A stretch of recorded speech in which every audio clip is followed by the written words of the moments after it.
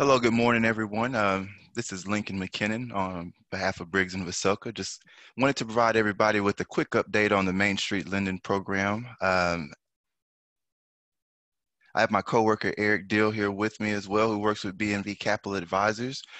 We understand that everybody's probably been receiving a lot of information over the Main Street Lending Program and might be a little webinared out at this time. So what we tried to do is just put together a quick 3 to 4 minute presentation for you, really just to highlight the changes that have come out recently over the past week or so, and some of the clarifications that have been provided by the Fed on the Main Street Lending Program.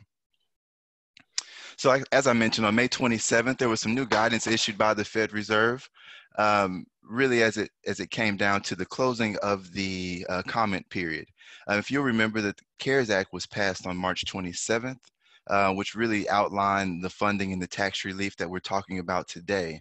There was a comment period that was opened on April 16th that resulted in over 4,000 comments. And as a result of that, we're really in the situation where we're at today, where on May 27th, they released some additional legal documents and provided some FAQs as well to provide some clarity.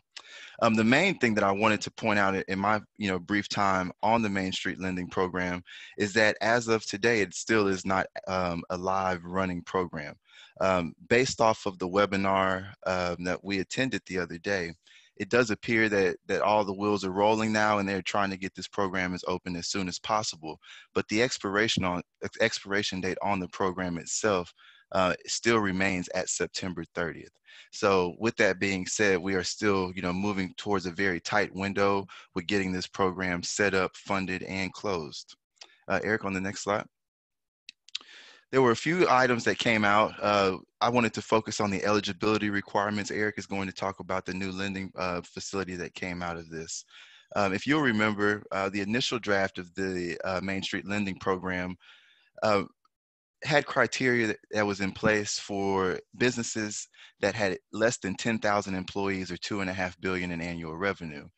Based off of the comments that were received, the Fed has now expanded that program to essentially to businesses that have 15,000 employees or less than 15,000 employees or have less than $5 billion in annual revenue. They also did clarify as a function of this that the business must have been set up by March 13th of 2020. There are certifications and covenants that the individuals will be required to sign as a result of this, which has always been the case, but they did make these covenants and certifications available on the Fed website so you could view them in advance. There was also some clarification regarding affiliated groups. And what it really says is that you must analyze your results on a consolidated basis. You shouldn't include your parent company or any sister companies, but you should include all subsidiaries in your analysis for your eligibility. You are still required to have significant operations in the US, and the point of clarity for that was they are considering anything with more than 50% of your assets, 50% of your income, or 50% of your expenses to be considered significant operations in the US. They took a similar approach to employees as well, assuming that if 50% of your employees or more are in the US, then you will also be eligible for this loan. Just to continue, you are still eligible for a Main Street loan if you did participate in the PPP program or in the EIDL program, but you are only allowed to participate in one of the Main Street lending facilities. With regard to underwriting, we wanted to make note as well that the lenders must approve the Main Street loans based on their underwriting procedures and practices. So there might be some additional information that is required in addition to what you see on the term sheets that are listed on the Fed Reserve website. Eric, I'll kick it over to you at this time.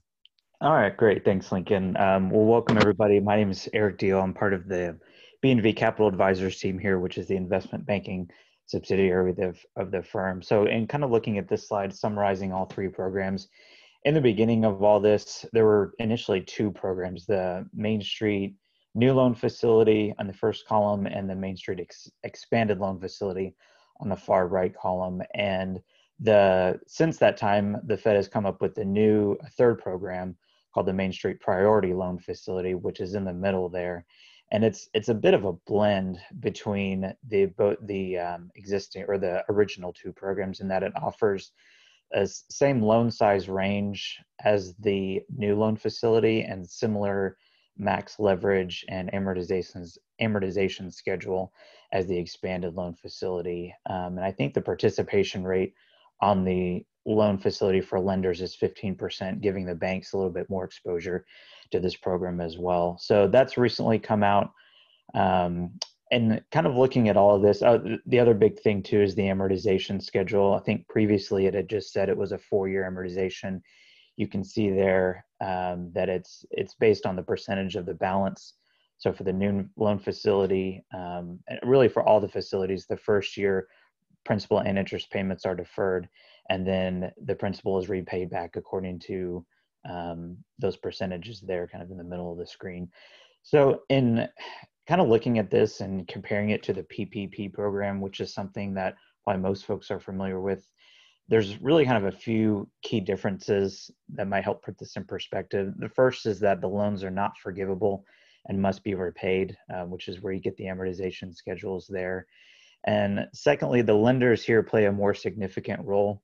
As Lincoln mentioned previously, the banks are the ones that are actually underwriting and approving these loans, whereas the PPP, with those being fully guaranteed by the SBA, there really wasn't a whole lot of underwriting process or approval process. So long as you could provide the required information, most of those loans were pushed through. So the application process will be a little bit more involved, I think, for both for borrowers and a lender standpoint. But I think overall the biggest difference is the rollout of these programs. The PPP was rolled out extremely quickly, which provided desperately needed funding to business, but at the same time caused confusion about the rules of the program, which are actually still being written even 2 months after it's launched. So in contrast, the rules and the infrastructure for the Main Street programs are being better defined before the program launches, which is probably a good thing because these loans are a bit more complicated. There will always be outstanding questions once this program does start, but there's significantly more information available about these programs today, which is really what we've kind of summarized here.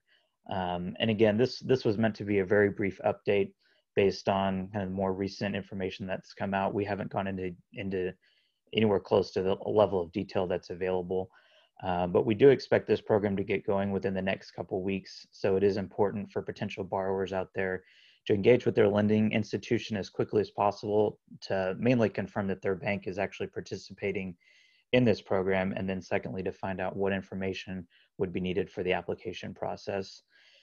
So in addition to speaking with lenders, all the information summarized today is available through the Federal Reserve Bank of Boston. That's the organization that's administering this program. And all the information that we've outlined here today is posted there, the term sheets, legal documents, general instructions. So we highly encourage you to visit that website. It's very resourceful.